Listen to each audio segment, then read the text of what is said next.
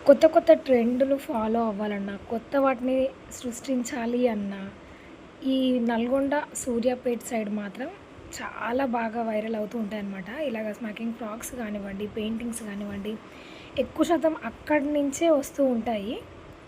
నాకు తెలిసినంత వరకైతే మీరు కూడా కామెంట్‌లో చెప్పండి. అండ్ ఒక 20 ఇయర్స్ బ్యాక్ ఇది చాలా బాగా ట్రెండీగా నడిచిందనమాట. కనీసం చూపించే వాళ్ళు కూడా కాదనమాట. ఎలా కుట్టుకోవాలా అనేది కూడా. కానీ ఎలాగోలాగా నేర్చుకొని వీటినైతే కుట్టేదనమాట. ఒక బాడీ మొత్తం చేసి 50 రూపీస్ ఇచ్చేవాళ్ళనమాట.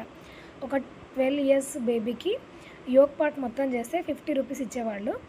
ఇందులో 4, 5 రకాల స్మోకింగ్స్ ఉంటాయన్నమాట. ఇది ఒక రకము. మీకు కనిపిస్తున్న ఆ చిన్న మొగ్గ పైన ఒక చిన్న పర్ల్ పెడితే అదొక రక డిజైను.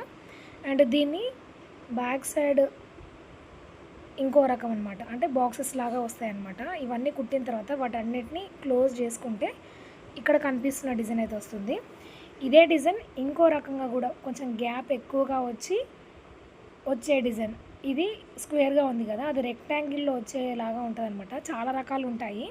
ఇవైతే నల్గొండ చాలా ట్రెండీగా నడిచాయి అప్పట్లో.